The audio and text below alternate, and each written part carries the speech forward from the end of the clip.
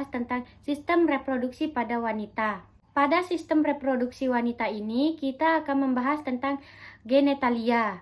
Pada genitalia ini dibagi menjadi dua, yaitu genitalia eksternal dan genitalia internal. Kita akan membahas tentang genitalia eksternal terlebih dahulu.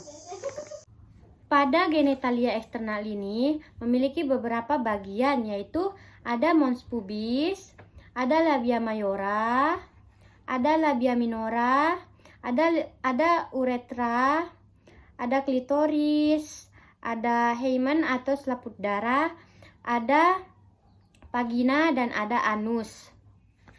Bartholin sendiri terletak pada pinggiran vagina yang berfungsi untuk mengeluarkan cairan saat sedang melakukan hubungan seksual. Sedangkan kelenjar Scans berada di pinggir uretra yang berfungsi untuk mengeluarkan selaput lendir. Kita pindah ke sistem genitalia interna. Pada sistem genitalia interna ini terdapat beberapa bagian, yaitu ada ovarium untuk menghasilkan, fungsinya untuk menghasilkan sel telur, dan ada yang dinamakan tuba Fallopi. Di sini tempat bertemunya antara sel telur dan sel sperma. Lalu ini namanya uterus untuk berkembangnya janin dan siap untuk dilahirkan. Lalu ini namanya cervix, ini namanya vagina. Selanjutnya kita akan membahas tentang muskulus. Di sini terdapat muskulus yang bernama musculus gluteus maximus. Yang ini dinamakan dengan musculus pinceter ani externus. Ini dinamakan dengan rectum. Yang ini namanya yaitu musculus bulbus spongiosius. Yang ini namanya yaitu musculus levator ani. Ini musculus ischiosaphmosus. Dan yang terakhir yaitu musculus coccygeus. Selanjutnya kita akan membahas tentang bentuk-bentuk panggul pada manusia. Yang pertama, bentuk genokoid. Tipe panggul ini terdapat sekitar 41% pada wanita dan merupakan bentuk panggul terbaik dan sesuai untuk melahirkan normal. Tipe yang kedua yaitu android. Tipe panggul ini tergolong sebagai panggul laki-laki dengan ukuran rongga panggul kecil dan bentuknya menyerupai simbol hati. Yang ketiga yaitu anthropoid. Bentuk ini hampir menyerupai bentuk segitiga dengan ciri-ciri spina ischiadica tidak menonjol. Bentuk ini lebih banyak ditemukan pada pria. Yang terakhir yaitu tipe platypeloid. Tipe ini berbentuk oval dan jarang ditemukan pada panggul wanita dan panggul pria. Selanjutnya, kita akan membahas tentang panggul. Panggul terdiri dari bagian keras dan bagian lunak. Bagian keras ini terbentuk dari tulang-tulang dan bagian lunak terbentuk dari otot-otot dan ligamentum. Panggul keras sendiri terbagi menjadi dua bagian, yaitu ada pelvis mayor dan ada pelvis minor. Pelvis mayor berfungsi untuk mendukung organ dalam perut. Nah, sedangkan pelvis minor wadah alat-alat kandungan yang menentukan jalan lahir. Panggul besar atau pelvis mayor terbentuk dari 4 buah tulang.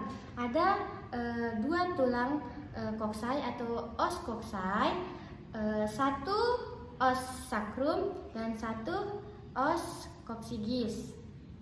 Kita akan membahas tulang koksai terlebih dahulu. Tulang koksai ini memiliki 3 buah tulang, yaitu os ilium, os ischium, dan os pubis. Pada os ilium ini terdapat penebalan yang dinamakan crista iliaca dan memiliki tonjolan yang berada di depan dan berada di belakang. Tonjolan ini dinamakan spina iliaca anterior superior, dan ada tonjolan di bawahnya yaitu spina iliaca anterior inferior. Pada tonjolan belakang dinamakan spina iliaca posterior superior dan spina iliaca posterior inferior.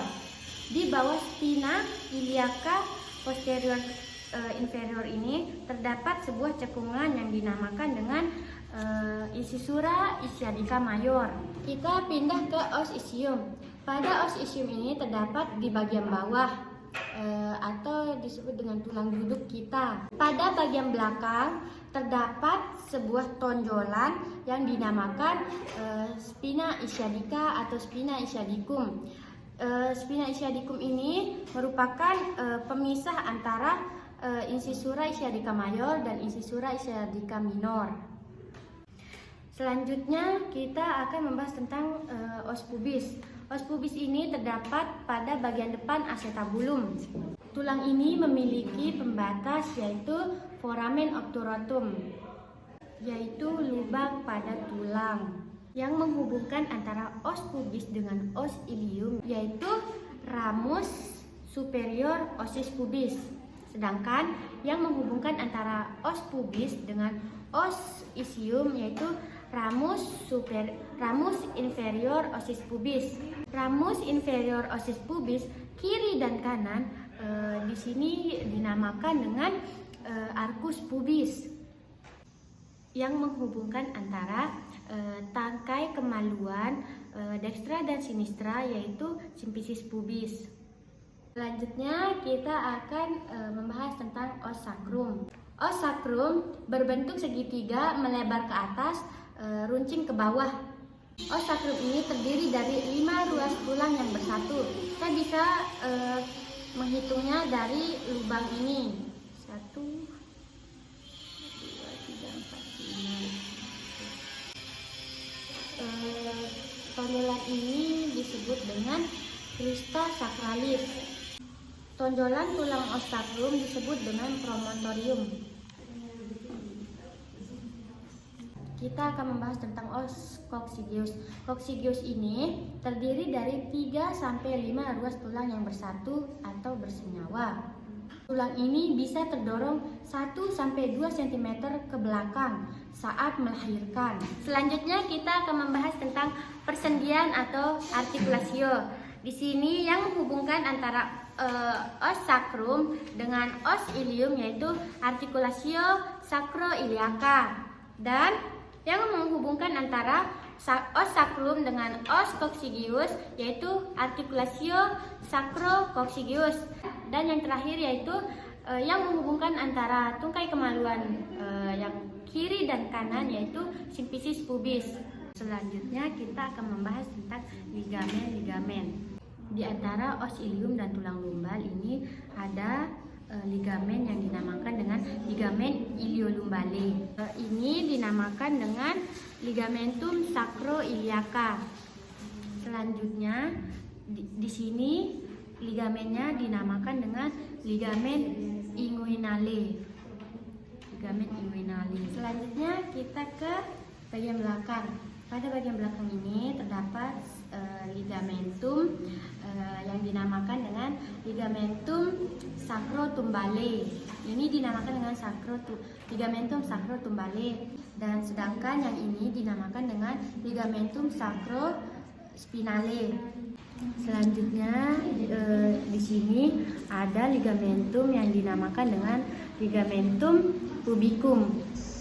Selanjutnya kita akan ke distansia spinarum. Cara pengukuran distansia spinarum yaitu antara spina iliaca superior inferior kiri dan kanan atau dextra dan sinistra, ukuran normalnya yaitu 23-26 cm. Ukuran normalnya yaitu 23-26 cm. Lalu kita ke distansia cristarum. Ukuran normalnya yaitu 26-29 cm. pengukurannya dari Krista iliaca, dextra dan sinistra.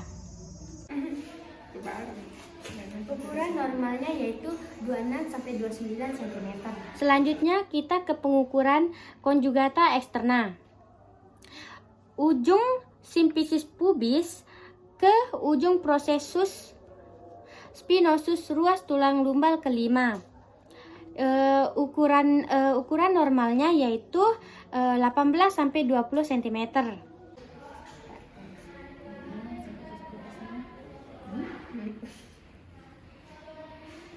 Ukuran normalnya yaitu 18 sampai 20 cm. Selanjutnya kita akan mengukur menggunakan metlin dari symphysis pubis ke symphysis pubis lagi.